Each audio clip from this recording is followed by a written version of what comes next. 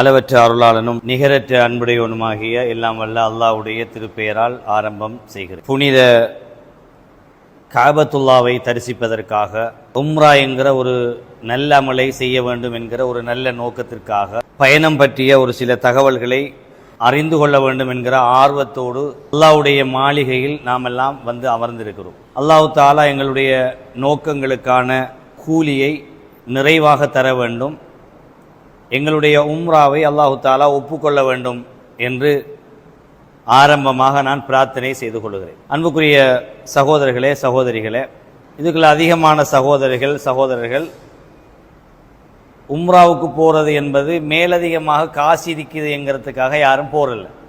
இன்னும் சொல்ல போனால் அதிகமாக காசு இருக்கிறார்கள் உம்ராவுக்கு போகிறதே குறைவு. யார் இந்த உம்ராவுக்கு போகிறதுக்கு ஆசைப்படுவாங்கன்னு கேட்டால், சில வேளை பிள்ளைகள் வெளிநாட்டில் இருப்பாங்க, அல்லது பிள்ளைகள் ஏதோ ஒரு வகையில் வசதி வாய்ப்போடு இருப்பாங்க. அவங்க கொஞ்சம் கொஞ்சமாக சேர்த்து தங்களோட உம்மா வாப்பாவை அந்த புனித இடத்துக்கு அனுப்பணும் என்று ஆசைப்பட்டு அவங்க அனுப்பி வைப்பாங்க.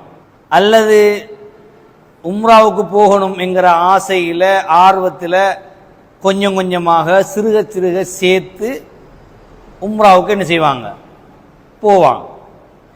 அப்போ இந்த உம்ரா என்கிற இந்த கடமையை இவ்வளவு கஷ்டத்துக்கு மத்தியில், சிரமத்துக்கு மத்தியில் காசு சேர்த்து பிள்ளைகள் உழைத்து அவர்களுடைய உழைப்பில் இந்த உம்ரா கடமையை செய்யணும் என்று போகிற நாம நிறைவான முறையில் அந்த கடமையை செய்யணும்.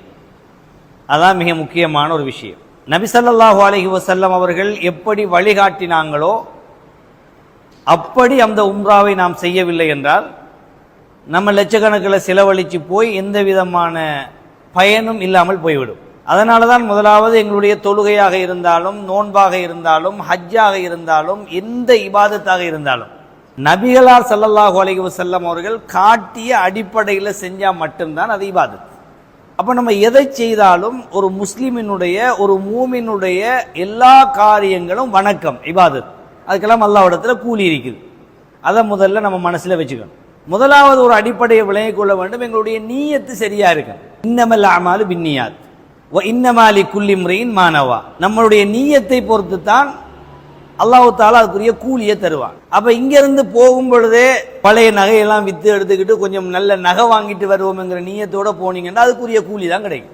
இங்கிருந்து போகும்போது எல்லா இடத்தையும் போறாங்க, நாமளும் என்ன செய்யணும், மக்காவுக்கு போய் காபத்துல்லா கிட்ட நின்று ஒரு 2 செல்ஃபி எடுத்து ஸ்டேட்டஸில் போட்டு அல்லது ஃபேஸ்புக்கில் போட்டு நம்ம அவ மட்டும்தானா போற, பக்கத்து வீட்டுக்காரால் மட்டும்தானா போற இன்று நினைச்சுக்கிட்டு போய் அதை செய்தால் அதுக்குரிய கூலி தான் கிடைக்கும். எனக்கு இது ஒரு இபாதத், நான் அல்லாஹ்வுக்காக போகிறேன், என்ற நோக்கம் கஅபாவை தவாப் செய்வதுதான், என்ற நோக்கம் உம்ரா செய்வதுதான், என்னுடைய நோக்கம் மஸ்ஜிது நபவியில தொழுகிறது தான், என்னுடைய நோக்கம் கஅபாவில் தொழுகிறது தான், என்னுடைய நோக்கம் அதிகமாக அங்க துஆ செய்கிறது தான் என்கிறத மனசுல நீயத்து வச்சுக்கொள்ளுங்க.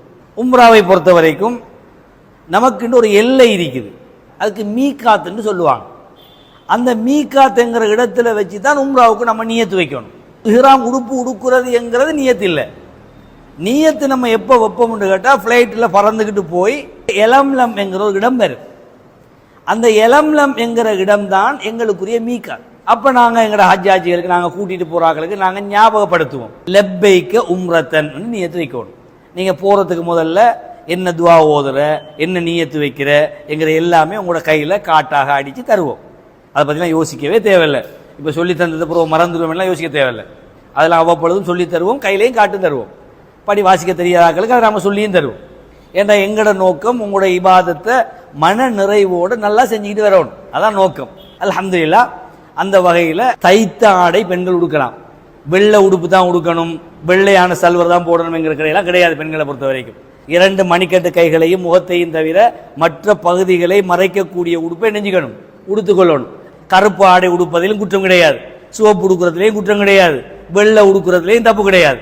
இந்த வெள்ளை இப்படித்தான் உடுக்கணும் என்று பெண்களை பொறுத்த வரைக்கும் நிபந்தனை கிடையாது. ஆண்களை பொறுத்த வரைக்கும் தைத்த ஆடை உடுக்கக்கூடாது. தச்ச எந்த ஒரு ஆடையும், உள்ளாடையிலிருந்து எந்த ஆடையாக இருந்தாலும் தைத்த ஆடை உடுக்கக்கூடாது. எங்கள் ஆண்களை பொறுத்த வரைக்கும் இஹ்ராம் என்று சொல்லி 2 துணி இருக்கிறது, ஒன்றை சுற்றி கொள்வாங்க, ஒன்றை தோளில் போட்டுக்கொள்வாங்க. இதான் ஆண்களுடைய ஆடை. இந்த ஆடையை உடுத்துக்கிட்டு நம்ம இங்கேருந்து சும்மா தான் போவோம். எப்போ நாம் நீயத்து வைக்கிறோமோ, ஆடையை உடுத்தத்தில் இருந்து கிடையாது, ஆடையை உடுத்துக்கிட்டு நீங்கள் என்ன செய்யலாம், பவுடர் போட்டுக்கலாம், ஆண்கள் அத்தர் பாவிச்சுக்கொள்ளலாம், பிரச்சனை கிடையாது. எப்போ பாவிக்கக்கூடாண்டா, இளம்லம் வரும்போது நாம் சொல்லுவோமே நீயத்து வைக்க சொல்லி, லெப்பைக்க உம்ரத்தன் நீயத்து வைப்போமே, நீயத்து வைத்ததில் இருந்து நறுமணம் பாவிக்கக்கூடாது. நறுமணம் சொன்னால் சோப் போட்டு கூட மோங்கலவே கூடாது. எதெல்லாம் நறுமணம் இருக்கிறதோ, நறுமணம் உள்ள எண்ணெயை பாவிக்கக்கூடாது, அத்தர் பாவிக்கக்கூடாது, கிரீம் பாவிக்கக்கூடாது, சோப்பு பாவிக்கக்கூடாது, எதெல்லாம் வாசனை தரக்கூடியதோ அது எதையும் பாவிக்கக்கூடாது. முடிய கத்தரிக்க கூடாது, ஆண்களும் சரி பெண்களும் சரி. நகம் வெட்டக்கூடாது, ஆண்களும் சரி பெண்களும் சரி.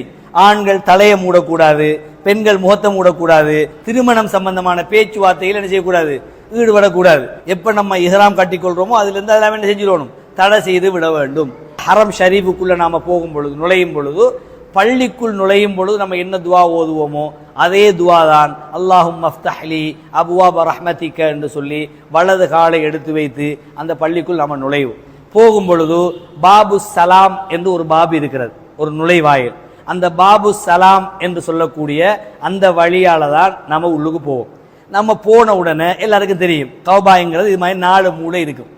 இந்த 4 மூலையில எந்த இடத்துல ஹஜருல் அஸ்வத் கல் இருக்குதோ அந்த இடத்துல இருந்துதான் எங்களுடைய உம்ராவை ஸ்டார்ட் பண்ணும். இப்ப நபிகள் நாயகம் ஸல்லல்லாஹு அலைஹி வஸல்லம் அவர்கள் வாழ்க்கையில உம்ரா செய்து எங்களுக்கு காட்டின வழி, முதலாவது ரசூலுல்லாஹ் உம்ரா செய்யும் போது என்ன செஞ்சாங்கன்னா ஹஜருல் அஸ்வத் கல்ல முத்தமிட்டு உம்ரா செஞ்சாங்க. அப்ப கிரவுடு இல்லை. 2வது தடவை உம்ரா செய்யும் பொழுது கொஞ்சம் கிரவுடு, கையால தொட்டு கையை முத்தமிட்டு கொண்டு என்ன செஞ்சாங்க, உம்ரா செஞ்சாங்க. 3வது தடவை உம்ரா செய்யும் பொழுது அவர்கள் ஒட்டகத்தில் இருந்த மாதிரியே அல்லாஹு அக்பர் என்று சொல்லி கையை சமிக்கை சாட்டிட்டு உம்ரா செஞ்சாங்க. அப்ப நாங்க இப்ப பின்பற்றக்கூடியது இந்த கையை காட்டி அல்லாஹு அக்பர்னு சொல்றதுதான். ஏன்னா கிட்ட போய் ஒவ்வொருக்கும் ஹஜருல் அஸ்வத் கல்ல முத்தமிட்டு நாம செய்ய போனோம்னா என்ன செய்ய மாட்டோம், ஒரு 2 வருஷம் விசா குத்திட்டு போய் நிக்கணும் 7 சுத்தி சுத்துறதுக்கு. அப்ப அது சாத்தியமே இல்லை. அப்ப அதனால நம்ம என்ன செய்வோம் கேட்டா, ஹஜருல் அஸ்வத் கல் இருக்கிறதுக்கு நேராக போன உடனே நம்ம பார்த்தா தெரியும், அது கீழே வந்து கோடு போட்டிருப்பாங்க. கோட்டை காண முடியலைன்னா அதுக்கு நேரவே பச்சை லைட்டு போட்டிருப்பாங்க. எந்த ஹஜருல் அஸ்வத் கல் மூளை இருக்கிறதோ நம்ம எவ்வளத்தை ஆரம்பிக்கணுமோ அதுல நீங்க வலது பக்கம் பார்த்தா பச்சை லைட்டு பத்திட்டு டீப் லைட்டு, அதுக்கு நேரம் நின்று தான் நம்ம என்ன செய்வோம், வலது கையை காட்டி அல்லாஹு அக்பர் என்று சொல்லித்தான் நம்ம ஸ்டார்ட் பண்ணுவோம். இந்த ஹஜருல் அஸ்வத் கல்லுக்கு முந்தின மூளைக்கு சொல்றது ருக்குனுல் யமானின்னு சொல்றது. இந்த மூளை ருக்குனுல் யமானி, இந்த மூளை ஹஜருல் அஸ்வத் கல் இருக்கக்கூடிய மூளை. இதுல இருந்து நம்ம உம்ராவை ஸ்டார்ட் பண்ணி அல்லாஹு அக்பர்னு சொல்லி சுத்த ஆரம்பிப்போம். இப்படியே சுத்திக்கிட்டு திரும்ப இந்த ஹஜருல் அஸ்வத் கல் இடத்துக்கு வந்தால் ஒரு சுத்து.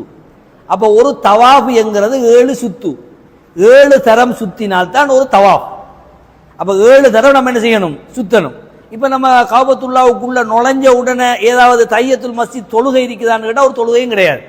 அதனுடைய தவாஃபுங்கிறது தான் கௌபத்துல்லாவை சுத்துறது தான் அதுக்குரிய தையத்துல் மஸ்ஜித். அதனால நம்ம உள்ள நுழைஞ்ச உடனே என்ன செய்வோம், இதுல அல்லாஹ் அக்பர் கையை காட்டுவோம், நம்ம சுத்துவோம். ஆண்களை பொறுத்த வரைக்கும் நம்ம இஹ்ராம் கட்டிட்டு போனாலும் நம்ம கௌபத்துல்லாவுக்குள்ள போன உடனே எங்கட வலது தோல் புயத்தை துறந்து கொள்வோம். வலது தோல் புயத்தை துறந்து என்ன செய்வோம், மேல் துண்டை போட்டுக்கொள்ளணும். முதலாவது 3 சுத்தும் கொஞ்சம் வேகமாக தொங்கோட்டம் ஓதுற மாதிரி என்ன செய்யணும், சுத்துவோம். முதல் சுத்துற 3 சுத்தும், அதுக்கு பிறகு சுத்துற 4 சுத்தையும் மெதுவாக என்ன செய்வோம், சுத்துவோம். அப்ப இந்த விஷயத்துல கவனமா இருக்கணும். இதுல ஏதாவது துவா இருக்குதா என்று கேட்டா ஒன்றும் கிடையாது. அல்லாஹு அக்பர் என்று சொல்லி கையை காட்டுறது, சுத்த ஆரம்பிக்கிறது.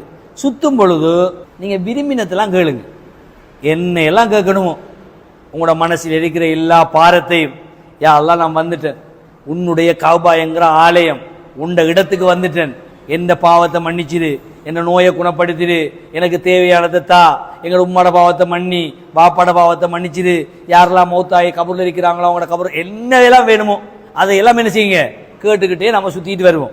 இந்த ருக்குனுல் யமானி என்கிற இந்த மூளை ஹஜருல் அஸ்வத் கல்லுக்கு முந்தின மூளை. இந்த மூளை அடிய வந்த உடனே மாத்திரம் இந்த மூளைக்கும் இந்த மூளைக்கும் இடையில ரப்பனா ஆத்தினா ஃபித் துன்யா ஹஸனத்தன் வஃபில் ஆখিরাতি ஹஸனத்தன் வகினா அஸாபன்னார், இந்த துஆ மட்டும் தான் ஓதணும். ருக்குனுல் யமானிக்கும் இந்த ஹஜருல் அஸ்வத் கல்லுக்கும் இடைப்பட்ட மூலையில மற்றதுலாம் வேண்டியதுன்னு செய்யுங்க. அல்லாஹ் அக்பர் அல்லாஹ் அக்பர் அல்லாஹ் அக்பர்னு சொல்லுங்க. சுப்ஹானல்லாஹ் சுப்ஹானல்லாஹ் சுப்ஹானல்லாஹ் சொல்லுங்க. குர்ஆன் வசனம் தெரிஞ்சா குர்ஆன் வசனம் ஓதுங்க. லா இலாஹ இல்ல அந்த சுப்ஹானக இன்னி குன்து மினல் ஸாலிமீன் கேளுங்க. தமிழ்ல கேளுங்க, சிங்களத்துல கேளுங்க. நம்முடைய எல்லா தேவைகளையும் நீங்க கேளுங்க. இந்த ரெண்டு மூளைக்கும் இடையில தான் என்ன செய்யுங்க, ரப்பனா ஆத்தினா ஃபித் துன்யா ஹஸனா வ ஃபில் ஆখিরাতি ஹஸனத்தன் வ கினா அஸாபன்னார் என்று கேட்குமாறு நபிகள் நாயகம் ஸல்லல்லாஹு அலைஹி வஸல்லம் சொன்னாங்க. இந்த ருக்குனுல் யமானிங்கிற மூளையை ரசூல் ஸல்லல்லாஹு அலைஹி வஸல்லம் அவர்கள் தொட்டார்கள் என்று வருகிறது. அதனால முடியுமான வரைக்கும் இந்த மூளையை என்ன செய்யலாம், நம்ம தொடலாம். கஅபாவுடைய எல்லா பகுதியையும் தொடணுங்கிற அவசியம் கிடையாது. ஆனா ரசூலுல்லாஹ் ருக்குனுல் யமானி நினைக்கிறாங்க, தொட்டிருக்கிறாங்க. முத்தமிட்டார்களா என்றா முத்தமிட்டார்கள் என்பதற்கு ஆதாரம் இல்லை. முத்தமிட்டால் தப்பும் கிடையாது. நம்ம ஒரு இடத்த போயிருக்கிறோம், கஅபா தானே, அதை முத்தமிடுறதுனால ஒன்றும் ஆக போறையெல்லாம் கிடையாது. இதை முத்தமிட்டா தான் நன்மைன்னு நினைக்கக்கூடாது. நினைச்சு நமக்கு முத்தமிட்டு பார்க்கணும் போல இருந்து ஒரு ஆள் முத்தமிட்டார் என்றால் தப்பு கிடையாது. ஆனா ரசூலுல்லாஹ் ருக்குனுல் யமானி நினைக்கிறாங்க, தொட்டு இருக்கிறார்கள். அப்படியே தொட்டுட்டு வந்து என்ன செய்வாங்க, திரும்ப இந்த இடத்துல வந்தோடனே அல்லாஹ் அக்பர் அடுத்தது சுத்துவோம். அப்ப ரெண்டாவது திரும்ப வந்தோடனே அல்லாஹ் அக்பர் 3, இப்படியே 7 சுத்து நாம சுத்தி திரும்ப அந்த ஹஜ்ருல் அஸ்வத் கல்லடியை வந்து அல்லாஹ் அக்பர் என்று சொன்னோம் என்றால் அதோடு தவாப் முடிகிறது. 7 சுத்தோட தவாப் என்ன செய்யுது, முடியுது. முடிஞ்ச உடனே என்ன செய்யணும்னு கேட்டா, நபிகள் நாயகம் ஸல்லல்லாஹு அலைஹி வஸல்லம் அவர்கள் அது மக்காமுல் இப்ராஹிம்னு ஒன்று இருக்கும், அதை முன்னோக்கி ரசூலுல்லாஹ் 2 ரக்காத் தொழுவாங்க. தவாப் செஞ்சு முடிஞ்ச உடனே மக்காமு இப்ராஹிமை முன்னோக்கி 2 ரக்காத் என்ன செய்யணும், தொழணும். 2 ரக்காத்து தொழுதுட்டு அதுக்கு பிறகுதான் முடியுமான வரைக்கும் இந்த ஹஜ்ருல் அஸ்வத் கல்லை முத்தமிடுவதற்கு முயற்சிக்கணும். ரசூலுல்லாஹ் என்ன செய்வாங்க, தவாப் செய்வார்கள், 2 ரக்காத்து மக்காம் இப்ராஹிமுடைய தொழுவார்கள், தொழுதுட்டு ஹஜ்ருல் அஸ்வத் கல்லை முத்தமிட்டார்கள் வருது ஹதீஸில். அப்போ இதை முடிச்சு போட்டு முத்தமிடுறதுக்கு என்ன செய்யலாம், ட்ரை ஒன்று பண்ணுவோம். முடியல, உயிர் வைத்திருந்தா அப்படி என்ன செய்ய தேவையில்லை, கழுத்தில் காலை வச்சு 2 பேருக்கு உதைச்சி 3 பேரை இடிச்சு தள்ளி எல்லாம் என்ன செய்ய தேவையில்லை, முத்தமிட தேவையில்லை. இப்போ முத்தமிடலாம், அடுத்த தடவை முத்தமிட கிடைக்கும் என்ற அளவுக்கு என்ன செய்யணும், தவிர்த்து கொள்ளலாம். இது ஒரு விஷயம். தொழுது முடிச்சுட்டு ஹஜ்ருல் அஸ்வத் கல்லை முத்தமிட கிடைத்தால் முத்தமிட்டு விட்டு அப்படியே நம்ம ஜம்சம் தண்ணி இருக்கிற இடத்துக்கு போவோம். நபிகளார் ஸல்லல்லாஹு அலைஹி வஸல்லம் அவர்கள் வயிறு நிறைய தண்ணீர் குடிப்பார்கள். தண்ணி குடிக்கும்போது நம்ம எதை நினைத்து கொண்டு குடிக்கிறோமோ அது நிறைவேறும் என்று சொன்னாங்க. அதே போல ஜம்சம் தண்ணீரை தலையில் ஊற்றி கொள்வார்கள் ரசூலுல்லாஹ். அப்போ முடியுமானவங்க என்ன செய்யணும், தண்ணியை நிறைய குடிக்கிறது. பெண்களை பொறுத்த வரைக்கும் உங்களுடைய ஆடைக்கு மேலேயாவது என்ன செய்யுங்க, தண்ணியை ஊற்றி கொள்வது. ஆண்கள் தலையில ஜம்சம் தண்ணீரை ஊற்றி கொள்வது. முடியுமான வரைக்கும் என்ன செய்யறது, வயிறு நிறைய ஜம்சம் தண்ணியை குடிக்கிறது. குடிச்சதுக்கு பிறகுதான் நம்ம என்ன செய்வோம், இப்ப சஃபா மருவா என்கிற 2 மலைகளுக்கும் இடையில் சை என்கிற தொங்கோட்டத்துக்கு நம்ம போவோம். முதலாவது நாங்க சஃபா மலையில போய் ஏறுவோம். ஏறி நின்று அதுக்குரிய துவாவை உங்களுக்கு தருவோம். அந்த துவாவை கேட்பீங்க. இன்ன சஃபாவல் மர்வத்த மின் ஷஆயிரில்லாஹ் ஃபமன் ஹஜ்ஜல் பைத்த அவி தமர ஃபலா ஜுனாஹ அலைஹிங்கிற குர்ஆன் வசனத்தை நாம ஓதுவோம். காபாவை முன்னோக்கி நின்று வேண்டிய துவாக்களை நாம கேட்போம். கேட்டுட்டு நம்ம என்ன செய்வோம், அப்படியே நடந்து போவோம் மர்வா என்கிற அந்த மலை வரைக்கும். அங்கே மலையெல்லாம் கிடையாது, முந்தியெல்லாம் மலை இருந்துச்சு. இப்போ மலையெல்லாம் வெட்டி நடக்கிறதுக்கு காலம் நோகாமல் மெழுகு அடிச்சிருக்கிறாங்க. மலை ஒரு சின்ன ஒரு துண்டு தான் இருக்குது, அதை உள்ளுக்கு போக முடியாமல் என்ன செய்கிறாங்க, வட்டமாக நிக்கல் பார் அடித்து வச்சுக்கிறாங்க. அப்போ அதில் ஒரு துண்டு வரும், ஒரு பச்சை லைட்டு போட்டு ஒரு துண்டு. அந்த துண்டுக்குள்ளே மட்டும் தொங்கோட்டமாக என்ன செய்யணும், ஓடணும். அதில் ஓடும்போது நடக்கும்போது ஏதாவது துவா இருக்குதான்னு கேட்டால் ஒன்றும் கிடையாது, எந்த ஒரு துவாவும் கிடையாது. இதில் ஒரு விஷயத்தை நீங்கள் விளங்கணும். அந்த கஅபா என்கிற ஆலயத்தில் நிறைய பேர் வருவாங்க. உலகத்தில் எல்லா நாட்டிலிருந்து வருவாங்க. எல்லா கொள்கையுடையாக்களும் வருவாங்க. ஷியாக்காராக்கள் வருவாங்க, சூஃபிகள் வருவாங்க, நிறைய பேர் வருவாங்க. மிஸ்ரி, பாகிஸ்தானி, மலையாளி, பங்காளி என்று நிறைய பேர் வருவாங்க. சிலாக்கள் என்ன செய்வாங்கன்னா, பின்னுக்கு ஒரு பெரிய ஒரு குரூப் கொண்டு வரும். முன்னுக்கு ஒரு ஆள் புத்தகத்தை வச்சு படிச்சு போவார், பின்னுக்கு வேலும் சேர்ந்து படிச்சுட்டு போவாங்க. அங்கே போனோன்னு உங்களுக்கு டவுட் வந்துடப்படா, மௌலவி ஒன்றும் படிக்கையும் இல்லையே நமக்குண்டு விளங்கானே. அங்கே வார ஆக்கள் ஒவ்வொரு ஆக்களும் ஒவ்வொரு விதமான ஆக்கள் வருவாங்க. அதையெல்லாம் நம்ம நபிகளார் காட்டின அடிப்படை நம்ம செய்கிறோம். அதனால் அன்புக்குரிய சகோதரிகளே சகோதரர்களே, எங்களுடைய எண்ணத்துக்குரிய கூலி, எங்களுக்குரிய நன்மை கிடைக்கும். நம்ம என்ன துவாவை ரசூலுல்லாஹ் இங்கே ஓதினாங்களோ அந்த துவாவை உங்களுக்கு தருவோம். மர்வாவில் அதே துவா தான், மர்வாவிலேயும் திரும்பி வந்தும் அதே துவா தான். இப்படி 7 தடவை என்ன செய்வோம், சபாவில் ஆரம்பித்து மர்வா, மர்வாவிலிருந்து சபா, சபாவிலிருந்து மர்வா, மர்வாவிலிருந்து சபா, திரும்ப சபாவிலிருந்து மர்வா 7வது தடவை முடிஞ்சிடும். முடிஞ்சதுக்கு பிறகு பெண்கள் தங்களுடைய முடியில ஒரு சிறு பகுதியை கத்தரித்துக் கொள்வார்கள். ஆண்களை பொறுத்த வரைக்கும் தலையை மலித்துக் கொள்வார்கள். ரசூல் ஸல்லல்லாஹு அலைஹி வஸல்லம் அவர்கள் தலையை மலிப்பவர் மீது அல்லாஹ் அருள் செய்யட்டும் என்று துவா செஞ்சாங்க. இன்னொரு ஆள் கேட்டாரு, முடியை குறைக்கிற ஆளுக்குண்டு. ரசூலுல்லாஹ் காதில் எடுக்கவே இல்லை. 2வது தரம் சொன்னாங்க, யார் தலையை மலிக்கிறாரோ அவருக்கு அல்லாஹ் அருள் செய்யட்டும்னாங்க. 3வது தரம் யார் ரசூலுல்லாஹ் தலையை முடிய குறைக்கிற ஆளுக்கு 3வது தரம் ரசூலுல்லாஹ் நினைஞ்சாங்க முடிய குறைக்கிற ஆளுக்கு நான் சொன்னாங்க. அப்ப அல்லாஹ்வுடைய ரசூலுடைய 2 துவாக்கள் தலையை முள்ளா என்ன செய்யறது, மலிக்கிறார்களுக்கு, மொட்டை அடிக்கிறார்களுக்கு. சில ஆட்கள் என்ன செய்வாங்கன்னு கேட்டால் அங்கே போய் கூட அந்த முடியை வெட்ட மாட்டாங்க, அங்கொழுப்பம் இஞ்சொழுப்பம் என்ன செய்வாங்க, முடியை வெட்டுறதா இருந்தால் கூட ஃபுல்லாக ஏகத்துக்கு வெட்டணும் மிஷினை போட்டு, அப்படியும் வெட்ட மாட்டான். அங்கே போய் கூட அந்த முடிய அல்லாஹ்வுக்காக இப்ராஹிம் அலைஹிஸ்ஸலாம் செஞ்ச தியாகம், இஸ்மாயில் அலைஹிஸ்ஸலாம் செஞ்ச தியாகம், ஹாஜர் செஞ்ச தியாகம், இந்த முடிய இறக்கி தள்ளையில்லாதா அப்படியான ஆட்களும் வருவாங்க. அப்போ அதனால் அன்புக்குரிய சகோதரர்களே, இந்த விஷயத்தை நம்ம என்ன செய்யணும், கடைபிடிக்கணும். இதுதான் உம்ராவுடைய கடமை. அதோட எங்களுடைய உம்ரா கடமை முடிகிறது. நாம் வருவோம், குளிப்போம், அதுக்கு பிறகு எங்களுடைய தச்ச ஆடையை ஆண்கள் உடுத்துக்கொள்வார்கள், பெண்களும் விரும்பின ஆடையை உடுத்துக்கொள்வாங்க. எதெல்லாம் இதில் நீயத்து வச்சோன்னு செய்யக்கூடாது என்று சொன்னோமோ அதெல்லாம் அதுக்கு பிறகு செய்யக்கூடும் ஆயிடும். நம்ம முடிய இறக்கிறதோட, பெண்கள் முடிச்சிட்டு முடிய வெட்டுறதோட எதெல்லாம் செய்யக்கூடாதுன்னு நினைக்குமோ அதெல்லாம் பிறகு நாம் என்ன செய்யலாம், செய்யலாம். வாசனை திரவியம் பாவிக்கலாம், தச்ச ஆடையை உடுக்கலாம், ஆண்கள் தொப்பியை போடலாம், மொட்டை அடிச்சா தொப்பி தானே போடலாம், நிறைய பேர் போடுவார், தொப்பியை போடலாம், எல்லாம் என்ன செய்யலாம், அதுக்கு பிறகு செய்யலாம். அது எல்லாம் எந்த விதமான தடையும் அதற்கு பிறகு இருக்காது.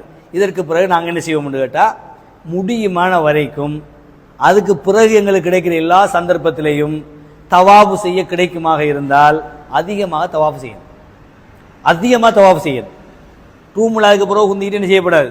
நிறைய பேர் என்ன செய்வாங்கன்னா, போய் தவாபு உம்ரா செஞ்சுட்டு வந்தால் அதுக்கு பிறகு ஃபுல்லாக மார்க்கெட் வழியாக திரிவாங்க, சந்தைக்கிடா மாதிரி சாமான் வாங்கி தான் திரிவாங்க. அப்படி போய் வேஸ்ட் ஆக்கி விட்றாதீங்க. அல்லாஹ் இடத்துல கூலியை எதிர்பார்த்து போய் சாமான் வாங்குறது தான். எல்லாம் முடிச்சுட்டு மதீனாவுக்கு போய் என்ன செய்யுங்க. இன்னும் சொல்ல போனால் மக்காவில் விலை கூட, ஈச்சம்பழமெல்லாம் எங்கே வாங்கலாம், மதீனாவெல்லாம் வாங்கலாம். ஈச்சம்பழ உற்பத்தியே மதீனாவில் தான், மக்காவோட ஈச்சம்பழ உற்பத்தியெல்லாம் கிடையாது. அப்போ மக்காவுக்கும் மதீனாவுக்கும் நிறைய விலை வித்தியாசம் இருக்குது. அதனால வாங்குற சாமான மதீனாவில் போய் வாங்குவோம், மக்காவில் முடியுமான வரைக்கும் இபாதத்து செய்வோம். ஏனென்றால் ரசூல் ஸல்லல்லாஹு அலைஹி வஸல்லம் அவர்கள் சொன்னார்கள், மக்காவில் ஒரு வக்து தொழுகிறது என்கிறது ஏனைய பள்ளிகளில் 1,00,000 வக்து தொழுகிறதுக்கு நன்மை, அதே கூலி கிடைக்கும். அங்கே ஒரு துஹர் தொழ கிடைச்சால் ஜமாத்தோட மக்காவில் நம்ம ஊரில் 1,00,000 துஹர் தொழுத நன்மை கிடைக்கும். ஒரு அசர் தொழுதா என்ன செய்யும், 1,00,000 அசர் தொழுத நன்மை கிடைக்கும். அதனால முடியுமான வரைக்கும் தொழுக, பாங்கு இக்காமத்து சொல்றதுக்கு முதல்ல, பாங்கு சொல்றதுக்கு முதல்ல ஹரத்துக்குள்ள போயிடணும், தொழுதுறோம். கஅபத்துல்லாஹ் பொறுத்த வரைக்கும் தவாபு செய்யறது ஆண்கள் பெண்கள் எல்லாம் சேர்ந்து தவாபு செய்யலாம். தொழுகைக்கு அப்படி நின்று தொழையலாது. ஆண்கள் வேற ஆயிடுவாங்க, பெண்கள் வேற ஆயிடுவாங்க. அப்போ அதில் ரொம்ப கவனமாக இருக்கணும். பொஞ்சாதி புருஷனோட வாராக்கள், பிள்ளைகளோட வாராக்கள் என்ன செய்யலாது. நான் பொஞ்சாதிக்கு பக்கத்தில் நின்று தொழுவாண்டு ஹரத்துக்குள்ளெல்லாம் நிற்கலாது, பொஞ்சாதியெல்லாம் வேற ஆக்கிடுவாங்க. அப்போ அதனால் என்ன செய்யறேன்னு கேட்டால், தொழுகிறதுங்கிற தனியை தான் போவீங்க.